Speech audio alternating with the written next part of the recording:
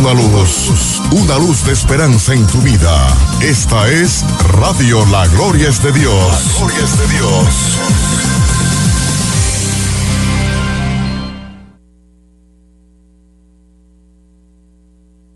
Por favor, veamos Jeremías capítulo 30, versículo 4. Jeremías capítulo 30, verso 4.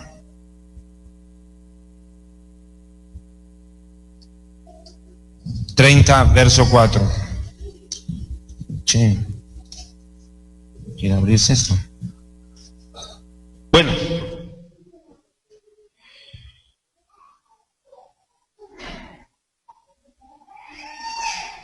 Estas son pues las palabras que habló el Eterno acerca de Israel y de Judá.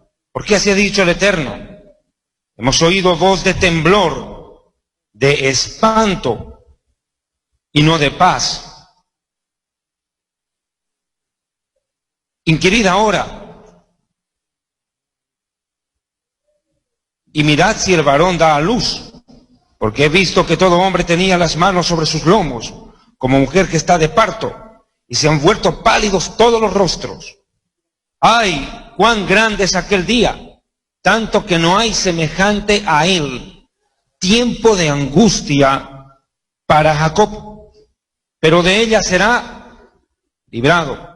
En aquel día, dice el Señor de los ejércitos, yo quebraré su yugo de tu cuello y romperé tus coyundas, y extranjeros no lo volverán a poner más en servidumbre, sino que servirán al Señor su Dios y a David su rey, a quien yo les levantaré. Bien, un segundo. Esta profecía describe de una manera contundente por medio de Jeremías, por favor con los niños. Describe esta profecía. Los que están arriba, por favor, pueden bajar a sentarse aquí abajo, porque no van a ver la prédica, están ahí, salvo que estén con niños ahí, sí, otra cosa. Pero si pueden bajar, chévere. Esta profecía describe claramente el tiempo de tribulación que va a vivir la nación de Israel. Un tiempo angustioso como nunca antes ha habido para el pueblo descendiente de Abraham, de Isaac y de Jacob. El profeta lo describe como un tiempo de gran angustia, grande. ¿Cuán grande es aquel día? Verso 7, tanto que no hay otro semejante a él, tiempo de angustia para Israel, pero de ella será librado. La nación de Israel vivirá sin lugar a dudas este periodo de tribulación y de gran tribulación con mucho dolor, con mucho sufrimiento. La historia del pueblo judío está plagada de llanto, sangre y muerte. Las páginas de la historia del pueblo judío,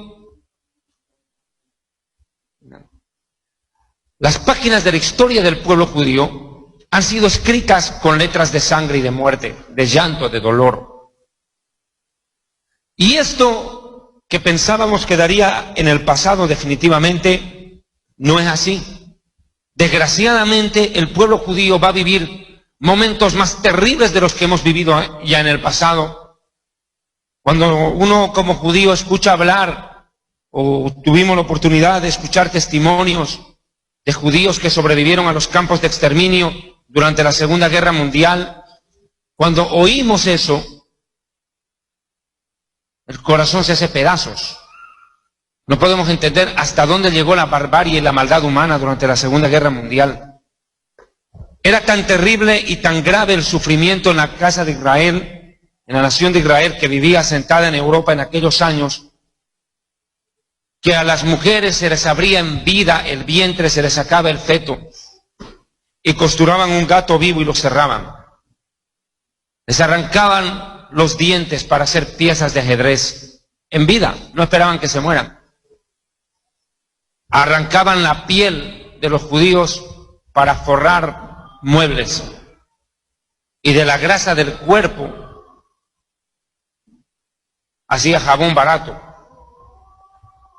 Eso fue lo que vivieron nuestros padres, abuelos, nuestros ancestros durante la Segunda Guerra Mundial. Uno podría pensar de que eso ya quedó en el pasado. desgraciadamente, es el futuro. Cuando yo salgo por las calles en algún país y me toca ver, como acá en Estados Unidos, ves a los judíos ultraortodoxos vestidos de negro, con la kipá negra, con los tzitzit, los flecos colgando, con sus barbas largas, con los peyots que cuelgan de sus patillas. Cuando yo veo a mis hermanos, ¿yo qué es lo primero que siento en mi corazón? Dolor.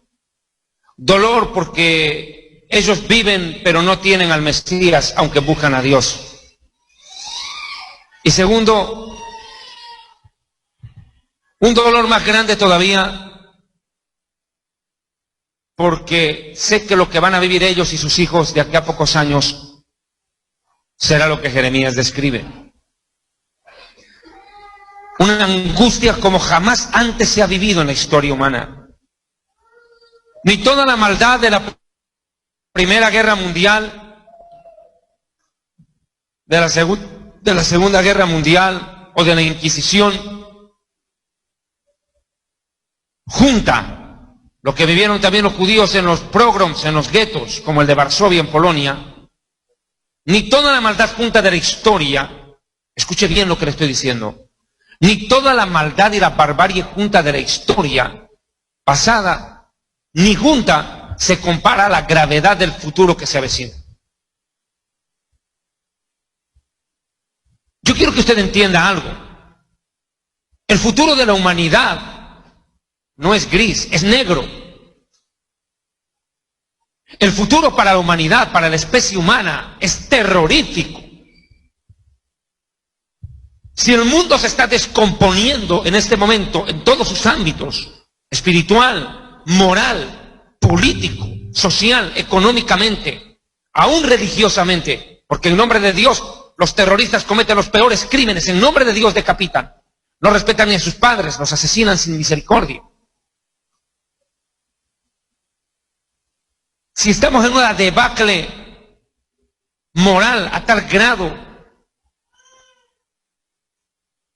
que a las madres asesinan impunemente a sus hijos bajo la protección de la ley del aborto,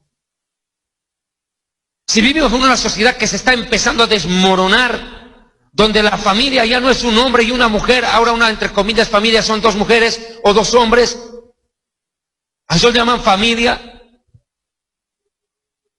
Cuando hoy en día estamos viendo hombres que se hacen extraer los testículos en una cirugía para convertirse en mujeres, o tratar de llegar a serlo, porque nunca van a tener la capacidad de concebir. Lo cual de por sí es una señal de la naturaleza de que no son mujeres. Porque aún una mujer estéril, por misericordia de Dios, puede llegar a dar a luz, pero nunca un hombre. Entonces usted puede darse cuenta y ver que eso, que desde hace 20 años para aquí, se ha aumentado esta espiral de maldad en la tierra de una manera increíble. Hasta hace 20 años atrás, todavía la gran mayoría de las familias católicas, por poner ejemplos a los católicos, que es la mayoría de nuestra sociedad latinoamericana, por lo menos tenían principios morales básicos, los hijos respetaban a los padres. Hoy en día no. Cuando uno mira a la sociedad norteamericana por la televisión, porque la televisión es un espejo para contemplar la sociedad, es una ventana, mejor dicho. La televisión es una ventana que nos permite conocer lo que hay dentro de una sociedad. La televisión refleja lo que hay dentro de una cultura, dentro de una formación poblacional.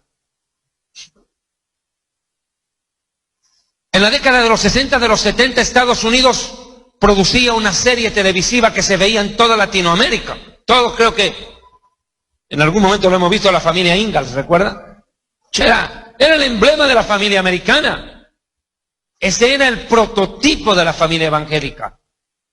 Y la familia americana, perdón, no la familia evangélica, donde había un pastor, donde el hombre era un hombre trabajador, que honraba a su mujer, a sus hijas, qué sé yo, con sus limitaciones tecnológicas, no tenían la tecnología que tenemos hoy, pero era una familia donde veías amor, protección, un padre que se prodigaba por brindar lo mejor a sus hijos. Pero mira lo que es hoy en día la familia prototipo de los norteamericanos. No son los Ingalls, ahora son los Simpson. Un padre borracho e irresponsable, un hijo malcriado. Ese es el prototipo de sociedad que exporta Estados Unidos al mundo. Por no decir casi, Homero Simpson es casi un pandillero. Y mire cómo tenemos toda nuestra Centroamérica, plagada de delincuentes de la peor ralea, muchachos de 20 años que ya tienen por lo menos hasta 15, 30 crímenes. Y se jactan de serlo. Esos tipos no tienen un testimonio que contar de decirle al mundo algo bueno. No. ¿Cuál es el testimonio entre los delincuentes? Cuando yo estudiaba Derecho, a mí me tocó hacer prácticas en la cárcel. ¿Ya? Y bueno, la violencia en Bolivia no es tan fuerte como la violencia que hay en El Salvador o en Honduras. Disculparán los catrachos y los guanacos. Pero esa es una realidad. La violencia en Sudamérica, al menos en algunos países, no ha topado el límite que toparon los suyos. Pero a mí me tocaba escuchar hablar a los delincuentes. ¿Y de qué testificaban ellos? Ellos agarraban y se levantaban la camiseta y decían, ¿viste? Esto. Me lo hicieron en un enfrentamiento con una pandilla, me lo pasaron. ¿Ves esto, viejo? Esto es un recuerdo de una cuchillada que me hicieron en tal lugar. Y los tipos, cuanto más cicatrices tienen, se creen más generales con más estrellas. Y tú miras de dónde salieron esas familias, de dónde salieron esos muchachos. Son producto de padres irresponsables, matrimonios deshechos, divorcios, porque el divorcio lo que traen los hijos es rebelión. Si tratar de criarlos en familia es difícil, imagínense, peor separados. Si viviendo el papá y la mamá juntos, tratando de brindar lo mejor al hijo, el hijo le puede salir rebelde. Imagínese aquel que no está ahí. No le va a salir un hijo, le va a salir un monstruo. Y no para él, sino para la sociedad. La familia ha sido destruida. El concepto de familia ha sido castrado por Satanás de la mayoría de la sociedad. Ya la gente no quiere formar familia como tal. No le interesa el concepto de familia. No, ahora no. El hombre se casa con una mujer, se divorcia, se vuelve a casar con otra vieja, luego de otra vieja, y termina metido con otro hombre. Jesucristo mismo lo dijo. Se casan y se dan en casamiento, como en los días de Noé. No es que Jesús esté en contra del matrimonio. Lo que dice que se casan y se dan en casamiento quiere decir, se casan, se divorcian y se dan en casamiento, se divorcian y se vuelven a casar y infinitamente por los siglos de los siglos. Y al final, ¿cómo acaban? No con una historia matrimonial, sino con un prontuario de fracasos en el matrimonio. Después llegan a los 70 años y tienen como 10 hijos en 5 mujeres. Miren las estrellas de Hollywood. En Hollywood, ¿cuál es la moda? Casarse y divorciarse. Y ese es el modelo social que se impregna ante los demás. Si usted cree que esta sociedad así tan cochina y puerca como la estamos viendo hoy, porque da asco, loco. Da asco, viejo. Da asco. Si esta sociedad, viejo, como la estamos viendo ahora, está así, peor que hace 20 años, imagínate el mundo de aquí a 30. Y en el aspecto religioso, peor.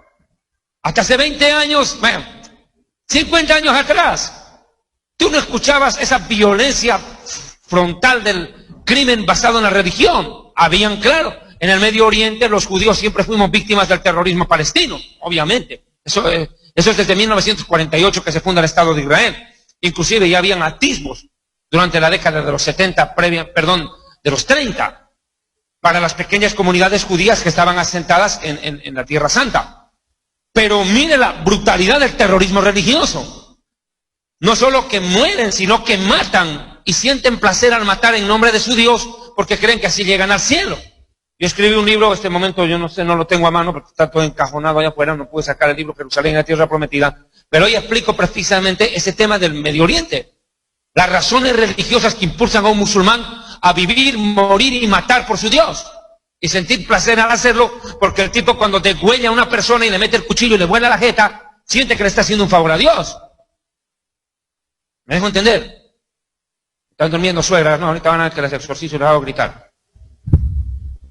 Entonces, mire, es tan grave y lapidario el balance de la sociedad que ni siquiera la religión fue capaz de frenar, por el contrario, aceleró la maldad. Cuando acabó la Segunda Guerra Mundial, ¿qué decían los políticos? ¿Cuál era el discurso político de su momento? Yo estudié Derecho, Ciencias Políticas y Sociales. A mí me tocó titularme como abogado y sociólogo. Pues prácticamente politología llevé durante los 5 años en la universidad. Y me tocó leer a grandes autores de la política. Libros y libros y libros. ¿Pero qué decían al finalizar la Segunda Guerra Mundial los políticos? ¿Cuál fue su conclusión después de haber visto semejante barbarie en Europa, devastado todo un continente por una guerra racial maldita, provocada por un loco criminal que era venerado como un dios, Adolfo Hitler, que fue capaz de hacer que todo su país lo obedezca en su intento de exterminio contra otro pueblo al cual consideró inferior? Ellos decían, la solución para evitar una nueva masacre en el mundo es promover la religión, la cultura, el deporte. Promoviendo la religión, la cultura y el deporte, la sociedad está distraída, entretenida y no tiene tiempo para pensar en la guerra. Eso pensaron ellos. Los sociólogos fueron mucho más inteligentes como Augusto Comte y otros más.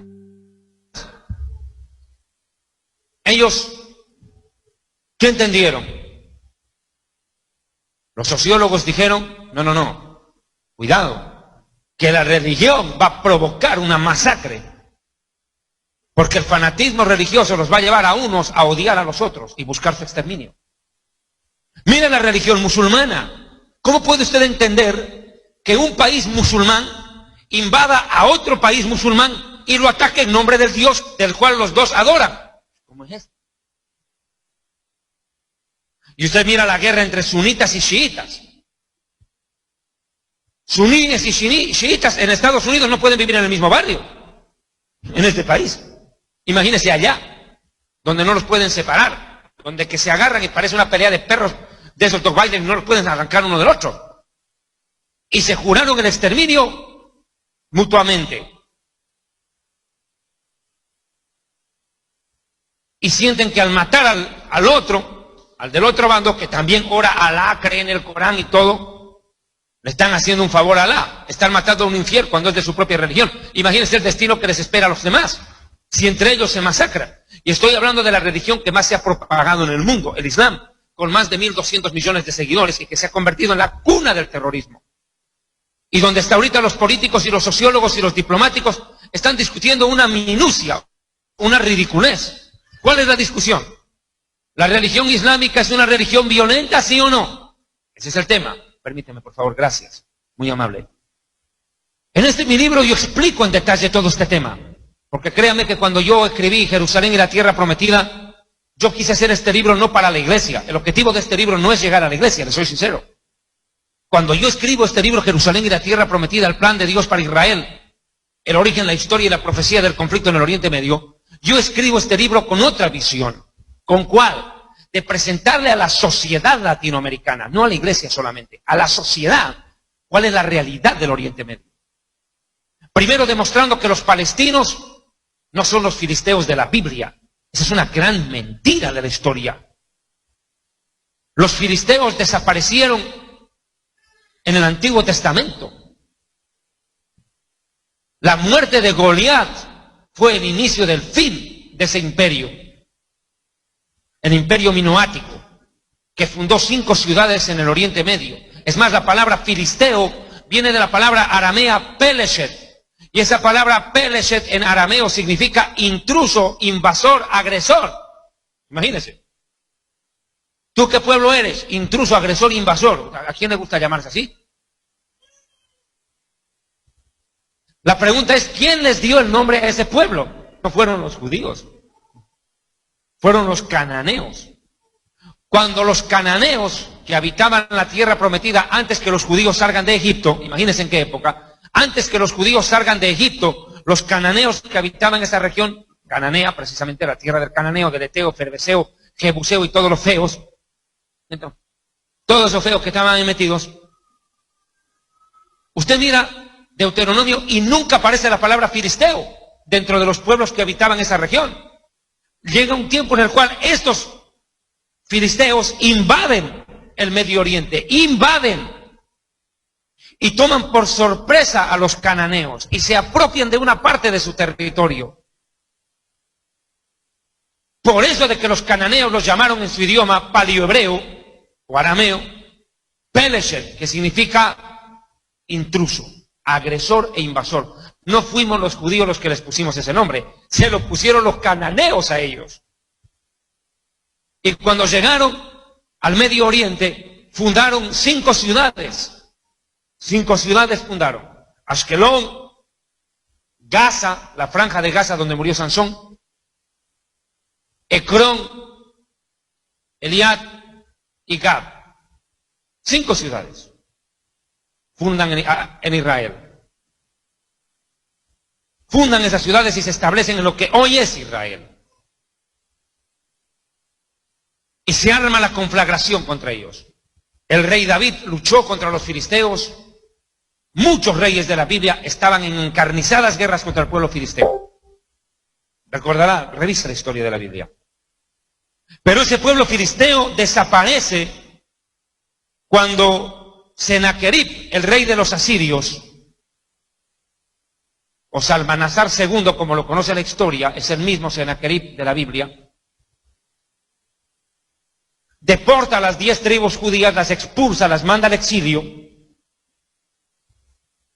pero con los palestinos, con los filisteos, tuvo otro trato. A eso sí los exterminó. Los acabó, los exterminó. No dejó nada de ellos.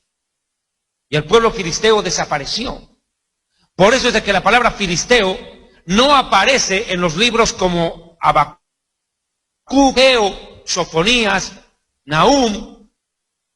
Ya no aparece en esos libros. La palabra filisteo aparece desde el Génesis hasta Ezequiel, que es el último profeta mayor. Luego viene la deportación. Regresan y vienen los profetas menores, como Zacarías, Malaquías y compañía. Y en esos libros nunca aparece la palabra filisteo. Peor en el Nuevo Testamento, no aparece. Más claro, cuando Jesús nació, ya no habían filisteos. Ya no existían filisteos cuando Jesús nació. Entonces, ¿cómo puede ser que nosotros entendamos que los palestinos de hoy son los filisteos de ayer? Esa es una gran mentira de la historia. Los palestinos no tienen derecho sobre la tierra prometida, no lo tienen. Porque si aún así fueran hijos de los filisteos bíblicos, pues no tienen que pedirle tierra a Israel, que vayan y le pidan tierra a su mamá. A su mamá tierra, a su mamá patria. ¿Cuál fue su madre patria? Grecia. Porque ellos vinieron de ahí. Los llamaban invasores porque habían venido desde Grecia, desde Creta, Chipre. De ahí vienen los filisteos. Yo aquí en mi libro demuestro cómo la Biblia explica de dónde vienen ellos. Los filisteos no son oriundos del Medio Oriente, son griegos.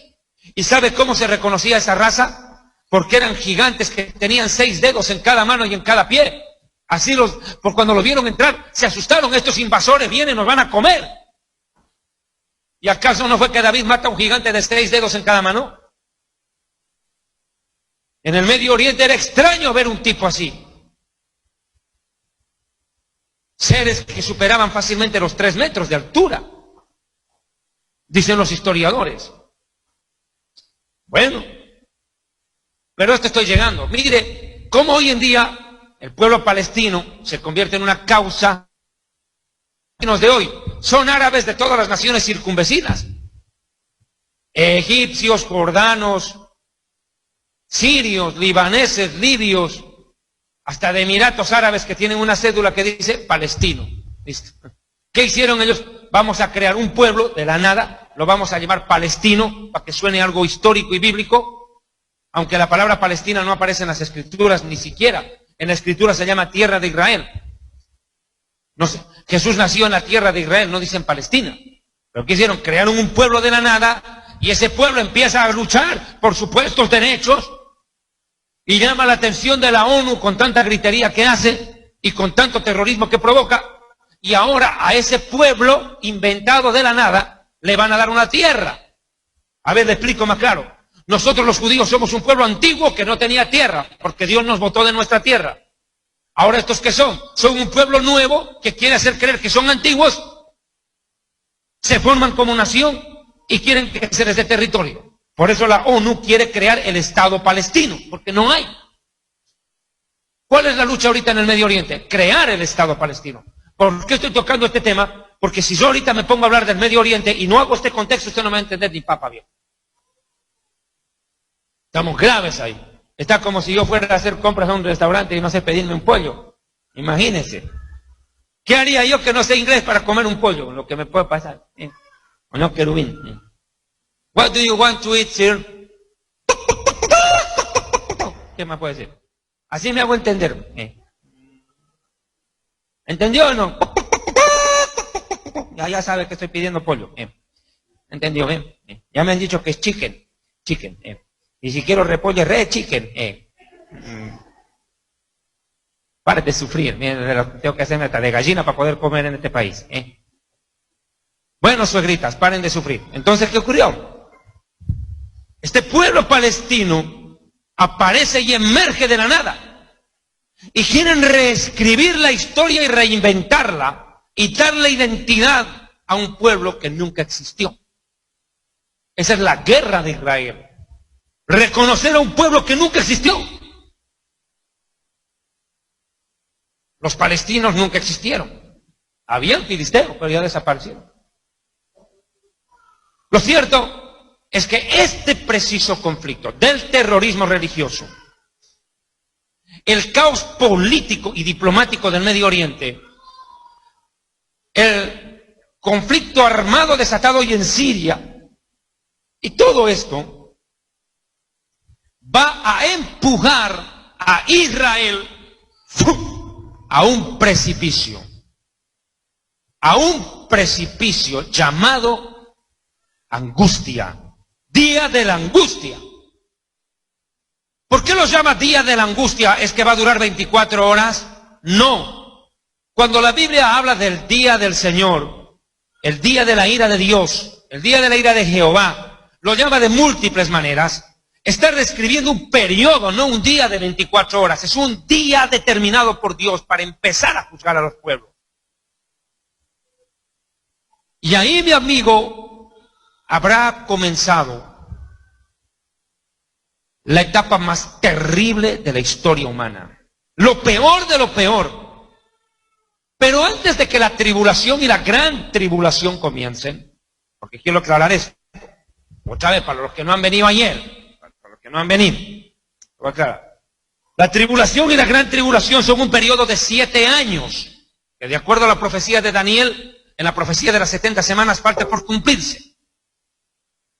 Esa profecía de Daniel, en la cual se levanta el príncipe que ha de venir, que no es otro que el anticristo, durará 7 años. En esos 7 años se desatarán los 7 sellos del Apocalipsis, las 7 trompetas del Apocalipsis sonarán y se derramarán las 7 copas de la ira de Dios. Además que se cumplirán los 7 truenos que emiten juicios. 7 truenos que emiten juicios, los cuales Juan no se le permitió que escriba. Hay un pasaje textualmente en el libro del Apocalipsis donde 7 truenos emitieron sus voces. Y dice Juan, me dispuse a escribir lo que dijeron. Y el ángel le dice, no escribas. Punto. O sea que hay 7 cosas que no sabemos qué van a hacer, pero van a pasar. O sea, estamos hablando que en un periodo de 7 años ocurrirán 28 castigos. ¿Me dejo entender? 28 castigos en 7 años, lo suficientemente lapidarios. ¿Qué es lo que va a desatar la tribulación y la gran tribulación? La tribulación durará 3 años y medio y la gran tribulación 3 años y medio, total 7. Preste atención, por favor. ¿Qué es lo que va a desatar la tribulación? El arrebatamiento de la iglesia. Cuando Jesús se para en las nubes y se lleva a su iglesia, ese momento, mi amigo, comenzará la tribulación. Con la aparición del hombre de pecado, el hijo de perdición, el inicuo, cuyo advenimiento es por obra de Satanás con grandes señales y prodigios mentirosos, dice 2 de Tesalonicenses 2. Inicuo, perverso, cuya llegada al mundo, advenimiento. La batería casi está parpadeando. Mire, hermano Montoya, ¿cómo vamos con la transmisión, viejo? Está volando, está, el querubín está aleteando, tercer cielo. Miren, es que yo no ando con apóstoles, tengo un querubín que me ayuda. ¿Y dónde está el otro arcángel? También desapareció. Y el serafín, peor. Hola, ni querubín, ni arcángel, ni serafín. Ahí está el arcángel. Apareció. ¿Cuánto va la transmisión? ¿Todo bien? Bien.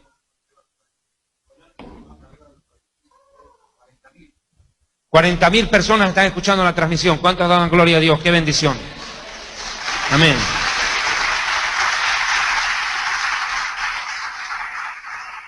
Miren, la Biblia es clara.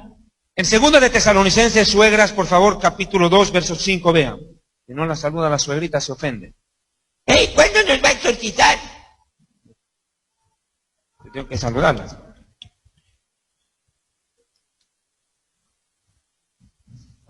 ¿Encontraron? Página 116 del libro Historia del Futuro, por si lo desea ver. 2 de Tesalonicenses, capítulo 2, verso 5. ¿No os acordáis que cuando yo estaba con ustedes os decía esto? Y ahora vosotros sabéis lo que le detiene el anticristo, a fin que a su debido tiempo se manifiesta. El anticristo no va a aparecer en el mundo ni antes ni después. Dice que saldrá a su debido tiempo. ¿Cuál es su debido tiempo? No hay fecha, no hay hora. Nadie sabe la fecha en que el anticristo aparecerá, porque la aparición del anticristo está superditada a la desaparición de la iglesia. Y como el arrebatamiento no tiene fecha ni hora, tampoco lo otro. ¿Me deja entender? Ya saben, ¿no? Si no entienden, o son burritos o están endemoniados. No hay más. Dos caminos. O están burritos, o son burritos o están endemoniados. Así que, mijito, ponga cuidado. La fácil explicación. ¿Por qué? Y aquí estoy haciendo un resumen de muchas prédicas que hice ya en distintos países. Quiero hacer como un resumen, tocar varios puntos en esta conferencia, en la última que doy aquí en Boston. Escúcheme. Hay algo que quiero que entendas. ¿Sabe por qué Dios esconde de la iglesia la fecha y la hora del arrebatamiento? Hay una razón, solo una razón por la cual Dios la esconde. Porque si nosotros supiéramos el día, la hora, minuto y segundo exacto del arrebatamiento, por decir, 1 de enero del 2017 a las 12 de la noche, ¿sabes qué haría la iglesia? Van y pecan con gusto hasta las 11:59. Es la verdad, hermano. El pueblo se desenfrenaría. Yo una vez le pregunté al Señor eso, le he dicho, Señor, ¿por qué escondes esto de la iglesia si es tan importante? ¿Cuál es la razón? Y el Señor me respondió eso. Porque donde que yo les digo, ¿cuándo es? El pueblo se desenfrena. Todo el mundo, 99% de la iglesia, pecaría con cronómetro.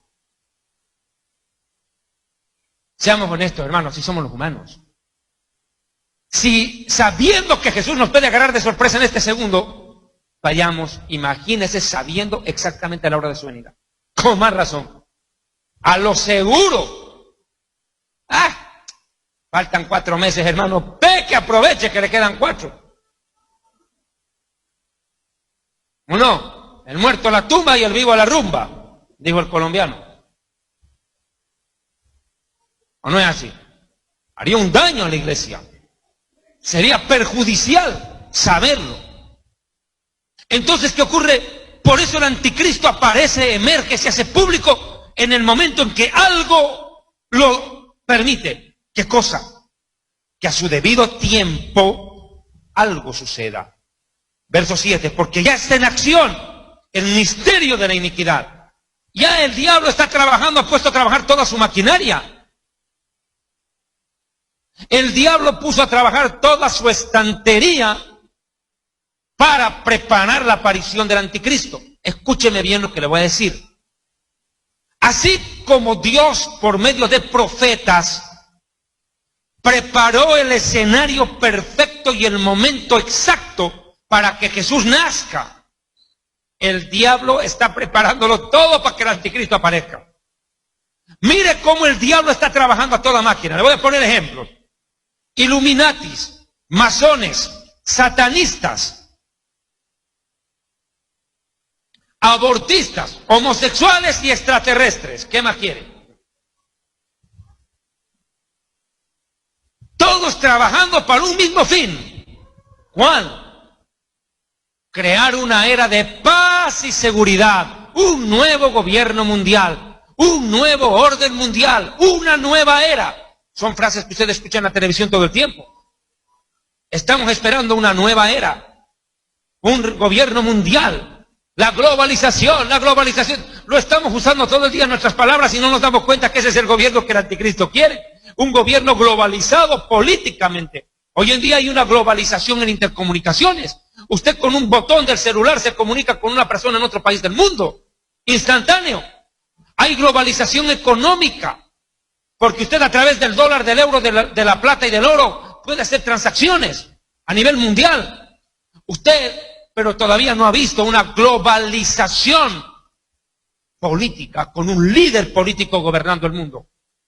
No un país, no una región.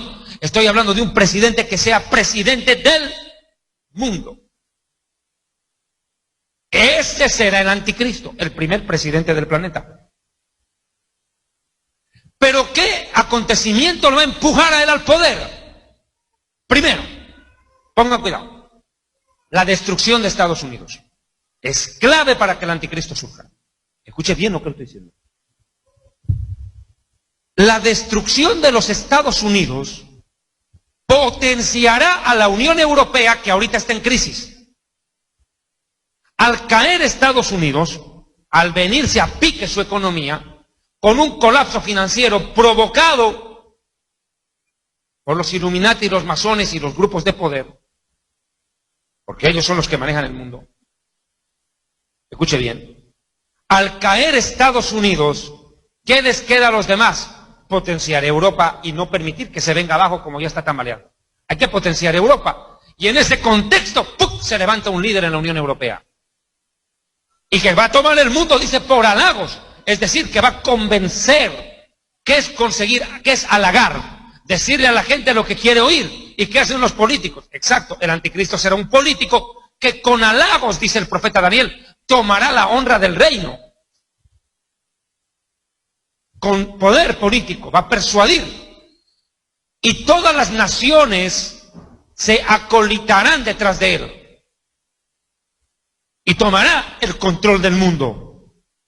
Ahora, ¿cuál es el paso siguiente que lo va a llevar al anticristo al poder? Primero quiero hacer una explicación puntual. Yo les pido a los hermanos que están escuchando esta conferencia, que les estoy dando desde Boston, que por favor, los que están oyendo, pongan cuidado a esta explicación, porque la verdad de las cosas, estoy tratando de llevar un mensaje muy puntual sobre este tema, y a veces la gente, ¿verdad?, se pone a charlar, conversa y pierde información.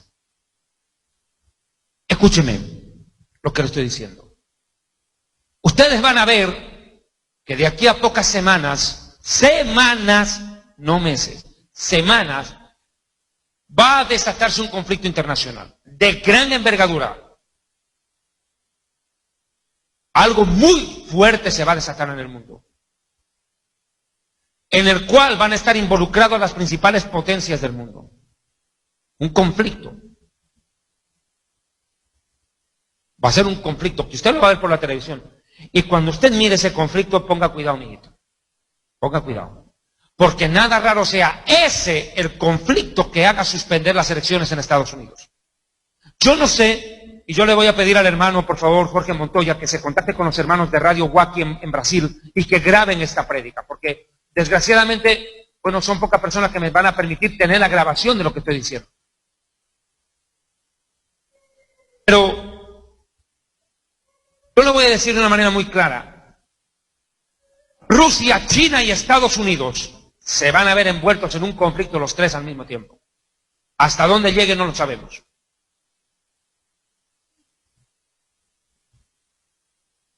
La entrada de Turquía en Siria en esta semana, mijito, eso va a ser terrible. Porque Turquía se compró un pleito, pero de gran envergadura. Los turcos no saben dónde se han ido a meter. Y eso va a agravar la crisis en Siria. Y encima, cuando ya pareciera que están como que poniéndose de acuerdo para acabar con ISIS, que por cierto ISIS es una creación de la Casa Blanca, es una fabricación de los Estados Unidos, ISIS es un monstruo creado por Estados Unidos, con el fin de derrocar políticos opositores, ¿verdad?, al gobierno americano, dictadores, tiranos, nadie va a negar, como Saddam Hussein, como Bashar al-Assad en Siria, Gaddafi, que siempre fueron enemigos de Estados Unidos. Con el fin de tumbarlos, Estados Unidos metió plata, invirtió recursos económicos y de todo tipo, preparación y armamento a estos grupos llamados ISIS, a este grupo ISIS. Lo preparó Estados Unidos, con el fin de que tumbe a estos dictadorzuelos. Pero cuando los de ISIS vieron derrocado a Saddam Hussein y los norteamericanos por Obama salen las tropas de Irak, los de ISIS quedan al control de Irak. Dicen, ahora es nuestra ocasión. Nosotros ayudamos a los gringos a sacar, ¿verdad?, a Saddam Hussein. Ahora los gringos se van y nos dejan a nosotros el poder. Mire, mijito, ¿sabe qué hizo Estados Unidos en Irak? Lo mismo que poner al conde Drácula a cuidar un laboratorio de sangre. Drácula, por favor, ten la bondad de cuidarme el laboratorio de sangre. ¿Qué cree que va a hacer? Se la va a tragar todo, hermano.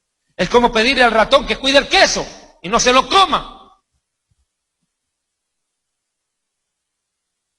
¿Usted qué cree que los norteamericanos no se daban cuenta de lo que iba a pasar? Por favor. E ISIS, ese rato dijo, no, nosotros tenemos ahora la capacidad, sin depender de los norteamericanos, porque ya tenían plata, tenían armamento y preparación de primer nivel. Dijeron, ahora, como dijo el paisano mexicano, el Chapulín, no contaban con mi astucia. ¿Y qué hicieron estos de ISIS? Dijeron, ahora somos nosotros los que tomamos el control. E ISIS se les salió de las manos a los norteamericanos y empezó a matar a los mismos gringos ahí. Empezó a matar a los mismos yanquis que los prepararon. Dese cuenta de la situación. E ISIS empieza a tomar pozos petroleros de los países. Empezó a adueñarse de territorios donde había petróleo y empezó a traficar con el petróleo a otro precio, pero de todos modos elevado, para un grupo terrorista. Imagínense, si las FARC en Colombia con el narcotráfico hizo lo que hizo, imagínense el otro con petróleo, que es legal venderlo, porque cocaína es ilegal, pero el petróleo es legal. Imagínense ISIS vendiendo petróleo ilegal, siendo legal el vender petróleo, aumentó sus réditos económicos y se pertrechó y se armó hasta los dientes, y empezó a matar a diestra y siniestra, aún a sus propios aliados, los traicionó. Traicionó a los norteamericanos, traicionó a los británicos y empezó la matazón. Y ahora no lo pueden controlar. En pocas palabras, ISIS es un Frankenstein de los Estados Unidos. Fabricaron a ISIS y el monstruo se volteó contra ellos. Esa es la realidad de ISIS. Y ahora no lo pueden frenar. Y ahora todo el mundo se ha ido a meter en Siria. ¿Para qué? Para cumplir la profecía de Isaías 17. Vea. Espero que estén entendiendo, ¿no? Ya. Si no, ya grave, si ya saben, ¿no? Profecía sobre Damasco, es que Damasco dejará de ser ciudad y será convertida en un montón de ruinas. Las ciudades de Aroer están desamparadas y no ha de haber lugar para los rebaños. Mire usted, Damasco va a ser destruida, dejará de ser ciudad. ¿Y cuál va a ser el fin de Damasco? Mire lo que va a pasar. De acuerdo a lo que estamos viendo en perspectiva, Damasco se ha convertido en la trampera. A ver, quiero que me explique esto. ¿Qué es una trampera? ¿Se acuerda que antes había que matar a los ratones con eso? A falta de gato había trampera, ¿cierto? Se colocaba un pedacito de queso en la trampera y el ratoncito iba inocente y metía el pescuezo y ¡nacatapum! ¡Chao! Bueno. Y quedaba atrapado de la cola o de la cabeza el pobre ratón y no había cómo se suelte. Y eso ha sido Siria para el mundo. Una trampera en la cual todas las ratas cayeron juntas. Increíble. Todas las ratas se metieron ahí, por así decirlo. Y les cayó la trampera. ¿Por qué todo el mundo se metió en Siria? Por el petróleo, pues, mijito, por el queso. Dijeron, aquí hay queso, dijo el ratón. Se metió y ¡pum! Quedó preso ahí. Y no se metió uno solo, se metieron varios países en el conflicto sirio. Mire cuántos. ¿Y acaso no dice el verso 12? Ai da multidão dos grandes povos, que braman como braman os mares, e do rugido das nações. Ay de la multitud de los grandes pueblos que braman como braman los mares, y del rugido de las naciones que rugen como rugen las impetuosas aguas. Bien que rugirán las naciones como rugen las muchas aguas. Imagínense. Mas Dios las reprenderá y huirán lejos y serán ahuyentadas como la hoja seca delante del viento. Pero mire el verso 14, al anochecer hay pavor, miedo, y antes que amanezca ellos ya no estarán. Increíble. ¿Cuál es el fin del conflicto en Siria? Armamento nuclear de gran envergadura. ¿Saben qué va a acabar el conflicto en Siria? En que alguno de ellos, y nada raro sea ISIS, que tenga armamento nuclear escondido. Eso sería lo peor. Eso sí sería peor, hermano. Porque déjenme decirle una cosa, con el debido respeto del conflicto en Colombia. Pero comparados con ISIS, las FARC, la guerrilla colombiana, son Mickey Mouse.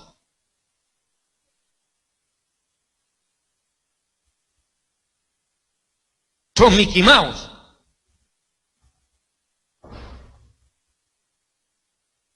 Es terrible. Entonces quiero que me entendas esto. ¿Quién sabe ISIS se atreva, si es de que tiene, en el afán de verse acorralado? Porque ahorita todo el mundo cayó contra ISIS. El mismo Obama se fue contra ellos, siendo que los preparó. ¿Quién sabe ISIS en el afán de salvarse diga, bueno, ok, como Sansón en la Biblia, muero pero mato? Y esos no van a pensar dos veces en activar un armamento nuclear. Así les vuele la jeta a ellos más. A ellos no les va a temblar la mano. Pero ese conflicto va a tensionar más las relaciones entre Estados Unidos, Rusia y China. Yo no sé qué va a pasar. Yo no sé en qué va a consistir, pero algo de aquí a poquito va a provocar, escúcheme bien lo que le estoy diciendo, ¿el día qué fecha andamos hoy?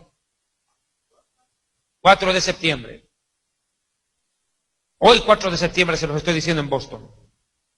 Algo ocurrirá que va a meter en un enredo a Rusia, Estados Unidos, China y quién sabe la OTAN.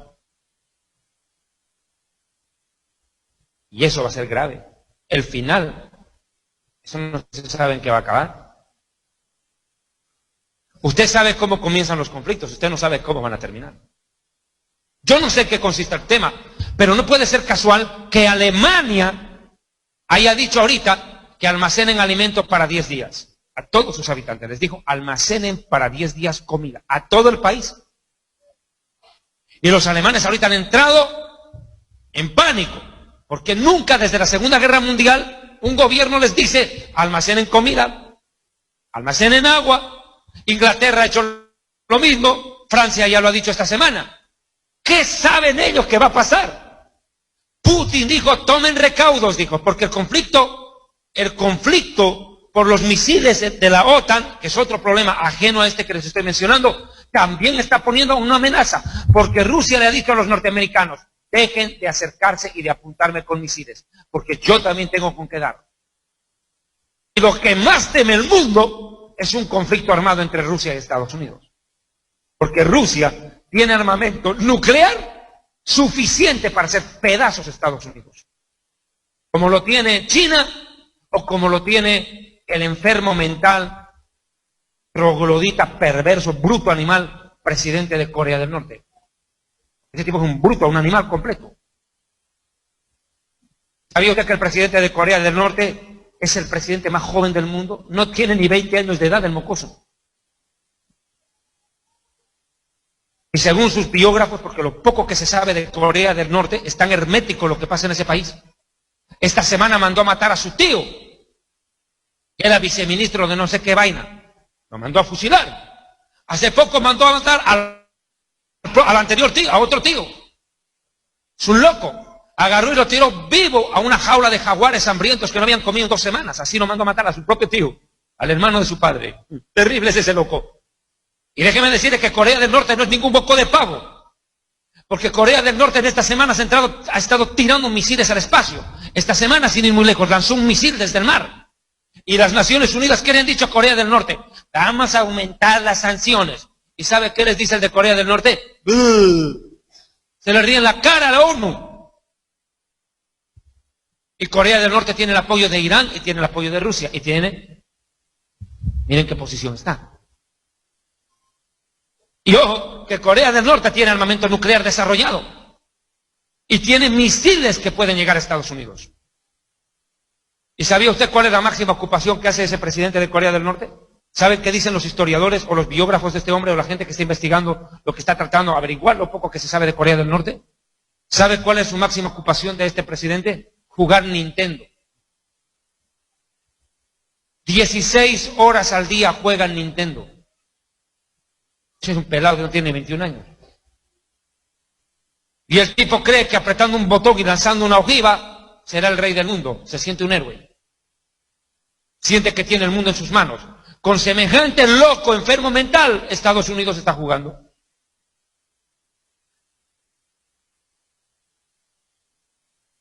Algo sucederá. Yo no sé si puede ser en la península norcoreana, en que la Corea del Sur y la Corea del Norte terminan agarrados en un conflicto que veta a chinos, porque esa sería una razón para la cual China se meta, porque China apoya a Corea del Norte y Estados Unidos apoya a Corea del Sur. Y Rusia apoya a Corea del Norte también. Lo ayudó a desarrollar armamento nuclear. Los apoyó con formación intelectual para desarrollarlo. Y otra cosa que puede provocar un caos, y lo he dicho en muchas conferencias, el terror más grande que tienen los norteamericanos, los servicios de inteligencia, es el siguiente. ¿Cuál? Que Edward Snowden, que está refugiado en Rusia, haya obtenido la protección del gobierno ruso, porque Estados Unidos, donde lo agarra, lo lincha. Mire, lo que están temiendo acá en Estados Unidos es que Edward Snowden haya conseguido la visa, por así decirlo, o la protección del gobierno ruso a un precio. ¿A cuál? De revelarle a Rusia dónde están las ojivas nucleares de Estados Unidos, porque él sí las sabe.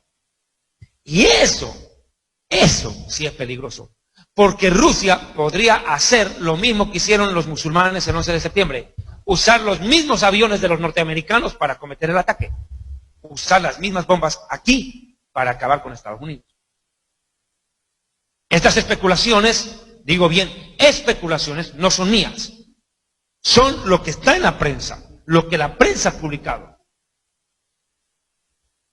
Pero ¿qué pueda pasar? No sabemos exactamente cuál va a ser el detonante de un conflicto. Por eso le estoy diciendo, la tribulación recién va a comenzar y mire el caos. Mire la anarquía que se arma. El mundo está expectante de algo que pueda suceder. ¿Qué saben? ¿Qué ocultan los poderosos? Los gobernantes de las naciones más fuertes del mundo. Ellos conocen lo que está para pasar. Ellos no es que se lo imaginan, saben lo que va a pasar. Un colapso financiero del dólar, eso está en camino. Es en cualquier momento. Peor que el del 2008, porque en Estados Unidos la economía cae cada 7 años. Y eso se cumple por las Shemitás, por los ciclos de 7 años. Si usted quiere ver más información, vea el libro El Presagio o la Shemitá del judío Jonathan Cahn, el predicador judío que vive acá en Estados Unidos. Y los que saben inglés pueden entenderlo.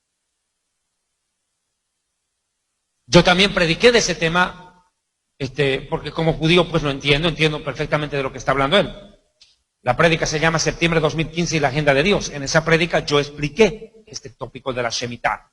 Y explicamos cómo cada 7 años el mundo colapsa. En el 2001 caen las Torres Gemelas. En el 2008 colapso económico. 2015-16 viene otro problema para el mundo.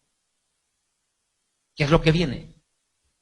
¿Qué puede pasar en este año de elecciones que provoque que el gobierno cancele las elecciones y dicte ley marcial? Y va a provocar el descontento en Estados Unidos. Estados Unidos ahorita está en la mirada pública porque inclusive se han hablado de los campos de concentración de FEMA. Esto ha sido noticia, yo no me estoy inventando. Ahora, si usted está aquí y no está enterado, mi hijo, usted está en la luna.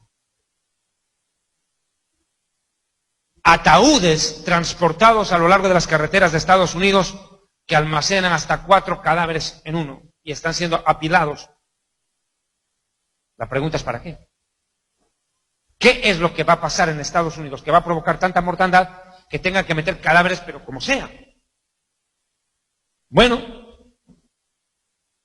yo lo he dicho y lo prediqué hasta la saciedad. Estados Unidos va a soportar un pronto terremoto, pero de gran violencia. Será uno de los terremotos más violentos de los últimos años. El de Japón va a quedar corto.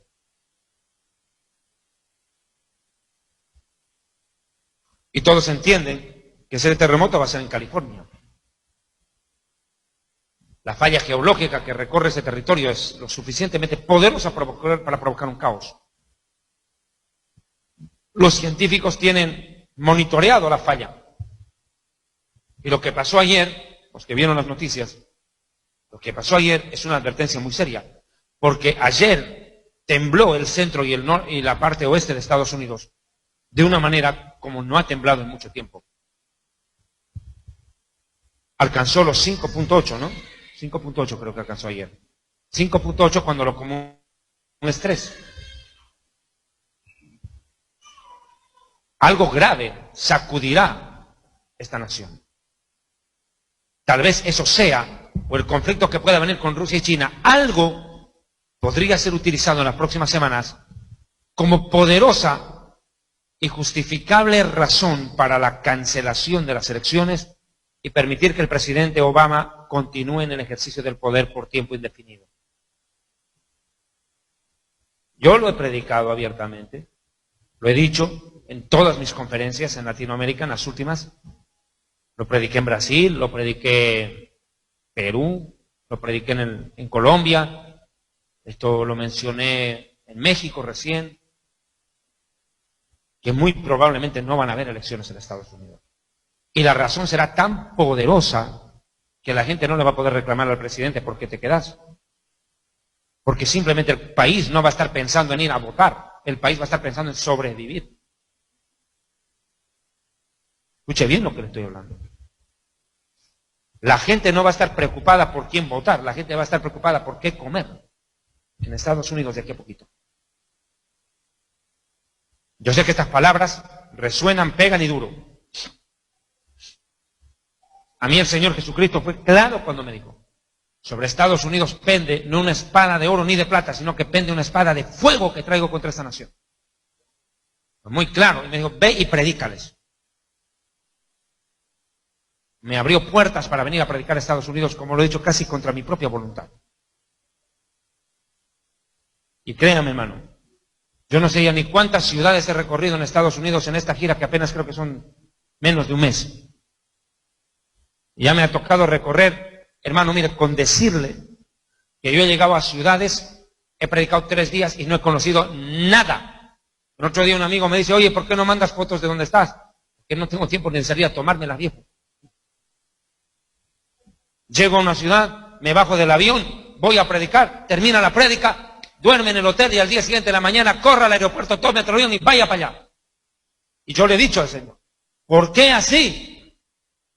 Y el Señor me ha dicho, porque el tiempo es corto, tienes que apurarte a entregar el mensaje, porque ya se acaba esto. Algo grave vendrá sobre Estados Unidos muy pronto. Muy pronto. Yo le dije otra cosa que a mí el Señor me dijo muy puntual. El Señor me dijo esta frase, Estados Unidos de aquí a poco tiempo no llorará, gemirá, me dijo. Va a haber gemido, no va a haber llanto en este país. Estados Unidos vivirá de aquí a poquito algo terrible. La programación televisiva regular será suspendida y comenzará el bombardeo de noticias. Lo más terrible es que los terroristas musulmanes, y esto sí se lo puedo anticipar, harán estragos al aprovechar la desesperación de los norteamericanos por tratar de conseguir comida, agua, refugio o lo que sea. Van a hacer estragos. Y ya, mire, hermano, yo siento que el Espíritu Santo, este momento, ya me da la autorización para decir muchas cosas. Hermanos, yo tengo que decirles algo a los norteamericanos. Lo que está pasando en Europa es lo que va a pasar aquí. Los terroristas ya están adentro, no van a entrar. Ya están. Entraron. ¿Cómo? Yo qué sé. No lo sé. A Europa se metieron como refugiados. Aquí no sé cómo, pero se entraron. Y en el momento de mayor caos con lo que viene, hermano, ellos van a aprovechar. Y se van a armar terribles, terribles matanzas en las calles de Estados Unidos. No van a poder controlar la horda, la cantidad de terroristas que van a aparecer en un momento. ¡Bum! Y se van a abalanzar a las calles porque ellos no le tienen miedo a la muerte. Mire lo que está pasando en Europa. Y aquí hago una aclaración y puntualizo. ¿Cuál es la razón por la cual Dios permitió que los terroristas golpeen a Europa? Yo lo prediqué en el año 2015, antes que hubiera el primer ataque terrorista en Europa. No habían cometido ni uno todavía. Lo único era el Charlie Hebdo, era lo único que habían hecho. Era su obra maestra esa vaina. Hasta ahí dijeron, bueno, ya este es un acto terrorista, fortuito, circunstancial. Ya, casi dijeron, pare de sufrir, ya. Miren, hermano, y yo lo dije clarito, prepárense porque los terroristas musulmanes van a hacer arrodillar Europa entera. Y todo el mundo se me vino encima. Dijeron, ¿de qué estás predicando? ¿Qué estás hablando? Pues ahora miren de la razón. Ahí está. Y lo dije, van a atacar Europa. Y Dios sí lo va a permitir. ¿Y sabe por qué? Porque la mayoría de los europeos se volvieron ateos y humanistas, le dieron la espalda al Dios de la Biblia, que los bendijo, les dio tecnología, desarrollo, progreso, cultura y formación. Y ahora se han declarado mayoritariamente ateos y humanistas. No creen en Dios. Y las universidades donde antes formaban intelectual, académica y hasta espiritualmente a los estudiantes, eran universidades evangélicas. Hombres como Isaac Newton eran evangélicos y fueron de las más grandes luminarias de este mundo. Intelectuales de gran envergadura, como Tomás Alva Edison, que eran temerosos de Dios. Bueno, en esas universidades ahora se han convertido en cuarteles y bastiones del ateísmo y del humanismo. En eso se han convertido.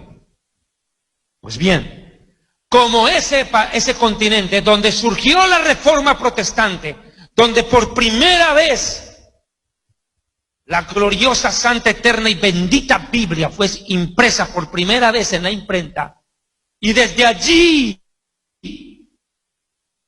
llegó al mundo entero en distintos idiomas. Fue el génesis de la Reforma. Porque no solo estuvo Lutero, Zwingli, Calvino y compañía, sino que se imprimió la Biblia. Ahora Dios iba a permitir que estos ateos europeos sufran a manos de estos despiadados terroristas musulmanes que enarbolan la fe en un Dios falso llamado Alá, que no es otra cosa que el Dios de la luna, conocido como Baal. Y ese Dios falso va a arrasar Europa por medio de sus apóstoles de la muerte, los terroristas. Estos son apóstoles de la muerte.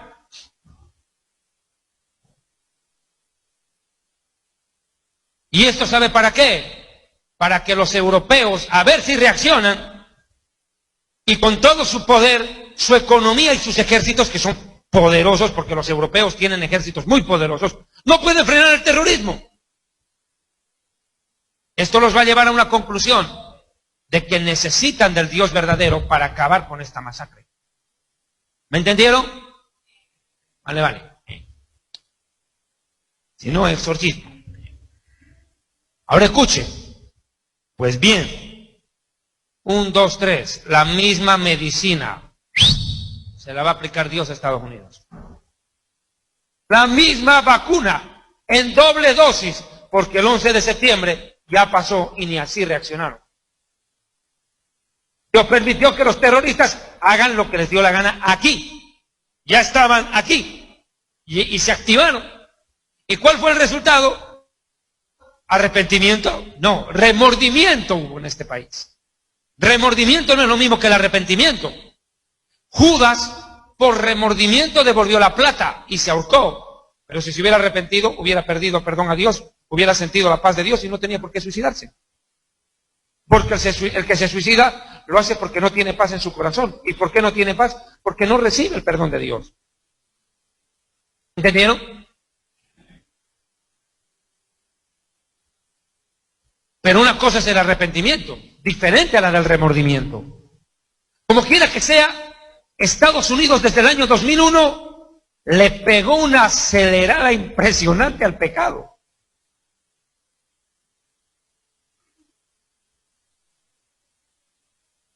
Una acelerada pero brutal.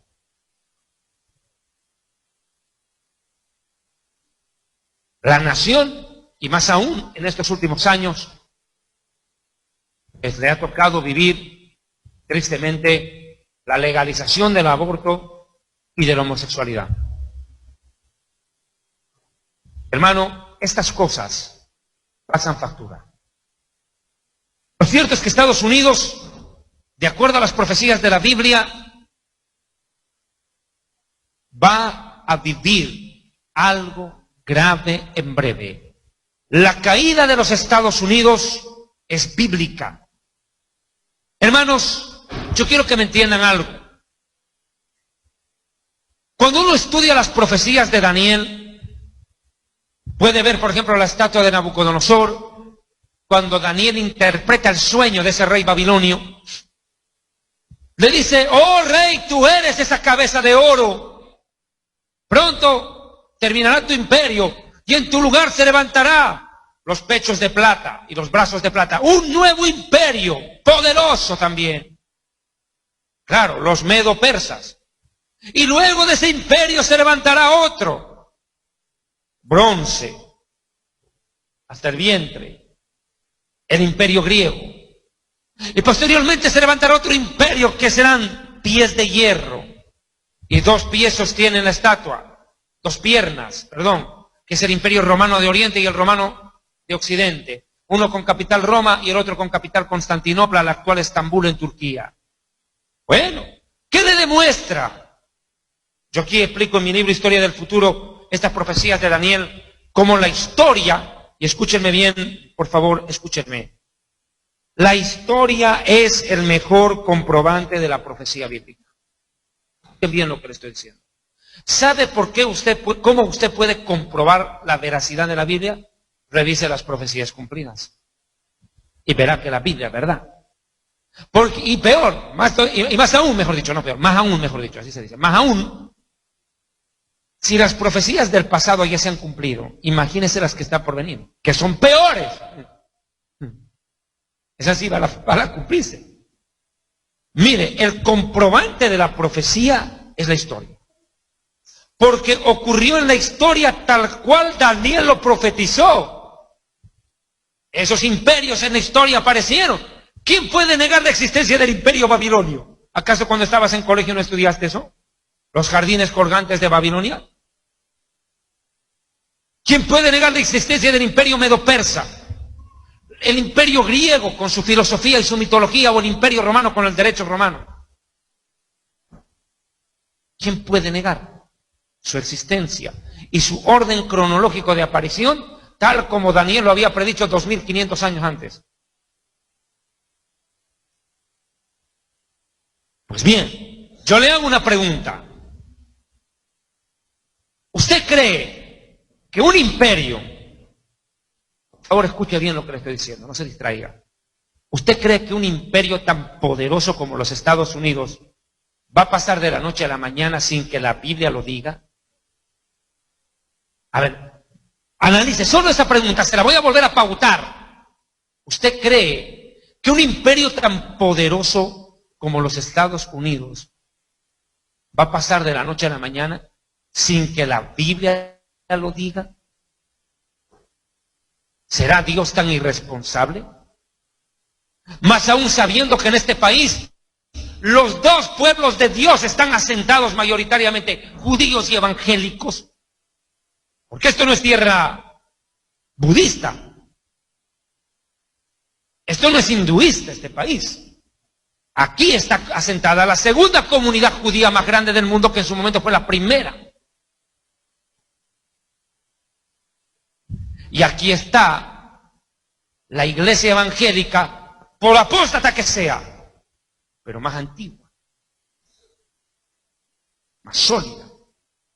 Que la mayoría se hayan vuelto unos perros, ¿verdad? Que están volviendo a comer de su vómito, y puercos que se están volviendo a revolcar en el barro, que hayan caído en la apostasía. Ya es otra cosa, eso ya no es culpa de Dios. Pero Dios todavía tiene un remanente. Dios todavía tiene un pueblo. Y Dios no viene por las multitudes. El Señor siempre trabajó con remanentes. En el arrebatamiento no se va a ir todo aquel que se diga evangélico. Se va a ir el que haya nacido de nuevo y sea remanente. El que no es remanente se queda, porque es apóstata. No está tan complicada la figura. ¿Cómo puede ser posible que Estados Unidos desaparezca de la historia sin que la Biblia sustente eso? Yo he visto innumerables cantidades de videos en internet donde hablan del juicio a Estados Unidos. Gente que ha tenido sueños, visiones, o como quiera, y Dios les está hablando. Ahora no todo lo que aparece en internet es verdad, porque cada marihuano que sale hablando marihuana y media, ahí hay otra cosa. Pero seamos honestos. Dios está advirtiéndole a los suyos que algo terrible pasará. Y voy a decir otra cosa fuerte también en esta prédica. De dos formas Dios va a ayudar a su pueblo aquí. Hablo de la iglesia. Muchos alcanzarán a escapar a sus países de origen. Van a escapar. Mire, hermano. Va a pasar algo que Dios va a moverse por el Espíritu Santo, por visiones, ángeles y sueños, porque a mí el Señor me lo habló y me dijo que va a actuar así. Y que Dios le va a decir a la gente, sal. Y van a tener que escapar como judío de Pascua, en Egipto en Pascua. ¡Corra! Van a salir como Lot cuando escapó de Sodoma. Ni mire para atrás, corra. No mire atrás, que mi casa bonita, que mi sueño americano, que mi carro, que mi seguro. ¡Mangos! Que mi cuenta en el banco. Dólar no va a valer nada, ni el papel en el que esté impreso va a valer el dólar. Vas a salir como Lot de Sodoma, con una mano por delante y otra por detrás, como puedas vas a correr. Te lo puedo garantizar. Y la segunda forma de Dios proteger a muchos aquí, los que no alcancen a escapar, escuchen bien lo que les voy a decir. Van a sobrevivir como Daniel en el horno de fuego. No sé cómo, pero van a salir vivos.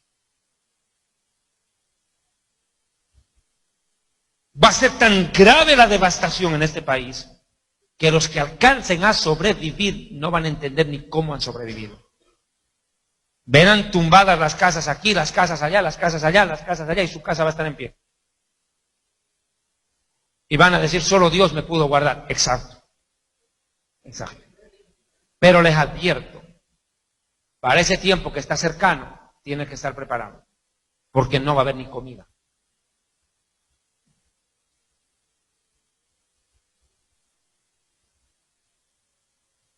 Yo sé que este mensaje es duro, no solo para usted que lo escucha, para mí que lo estoy predicando. Porque yo no lo predico con placer, yo lo predico con tristeza. Pero Dios va a tratar con Estados Unidos. Dios va a cobrar la sangre de los abortos y la maldad de la homosexualidad. Dios va a tratar con esta nación. Y hermano, le anticipo, ciudades enteras de Estados Unidos, ¡pa! ¡Pum! Chao, desaparecieron. En un día. Que sea lo que pase, no lo sé. Yo he dicho y me ratifico, cuando a mí el Señor Jesucristo me habló y me dijo que yo iba a venir a Estados Unidos a predicar. Y él me dijo claro que venía una espada de fuego sobre esta nación. Yo no entendí, y le soy sincero, yo no entendí, no comprendí, y eso le estoy pidiendo al Señor que me responda. Si Él quiere hacerlo, lo hará. Pero yo lo que le pregunté al Señor Jesucristo, perdón, lo que no le pregunté, lo que ahí no entiendo, ¿verdad? Si es de que esto es un asteroide o es una ojiva nuclear. Pero a mí mucho me impactó cuando escucho la prédica de David Wilkerson antes de su muerte. ¿Sabe qué Y él tenemos que hacer dice nosotros? que vio caer Mostrarnos más valientes. cuando en el Medio Oriente salían a bailar en las calles los musulmanes, a repartirse dulces de felicidad de lo que había pasado aquí, ¿se acuerdan? Porque esa fue la reacción de ellos. Los musulmanes salieron a bailar en las calles y a repartirse dulces entre vecinos, de alegría por lo que había pasado, mientras esta nación estaba atónita, choqueada. Mire, está pirateando, ¿no? Y mata cae per rua shanki kunan. Anche suata parla shanki, ari? Ah, entendí que chumanacho. Ari, a saber, exorcismo, ¿eh? Ya me estoy entendiendo en quechua con mis panas ecuatorianos aquí. ¡Saludos al Ecuador! Ñaños, Dios los bendiga. Ahí les cuento una buena noticia a los ñaños ecuatorianos. Les voy a contar una buena. ¿Quieren saber? Con el favor de Dios, en el mes de enero nos vamos a juntar en Quito otra vez con Arturo Norero y Yatensi y filmaremos nuevamente. Esa va a estar una bendición. Vamos a filmar nuevamente programas en Quito. ¿Te acuerdas del programa con el pastor Barbudo? ¿Te acuerdas? ¿Qué pasó, mijito? Ese que hablaba así. Y Yatensi, ¡mire, David! Ahí nos vamos a juntar. Estaba muy asustado, tenía que bajarle las pulsaciones porque no quiero que aquí usted se me muera del infarto con esta prédica. No, mijito, yo quiero que usted llegue al cielo, pero no por mi culpa. Salvo que sea suegra, y sí la ayudo a llegar. O la envían o la mando. Miren, escuche, vuelvo al tema. Pongan cuidado. Mire, estoy hablando algo muy serio y no me quiero salir del punto, pero escúcheme. La situación en el 2001 fue inmediatamente, Bush dijo, invadir el Medio Oriente. Vamos a Afganistán. ¿O no fue esa? Es de una. ¿Por qué? Porque se sabía quién era el culpable. Y vino la acción de tomar lo que el ganso le dijo a la gansa, venganza. ¿Cierto? No. Venganza le dijo. Bueno, pero lo que va a venir, para lo que va a venir, Estados Unidos no tendrá a quién culpar ni de quién vengarse porque será de Dios. Será tan terrible el juicio de Dios sobre Estados Unidos, tan contundente, que en este país nadie va a decir ¿y quién nos atacó? ¿Dónde está el que nos atacó? Porque todos sabrán que vino de arriba.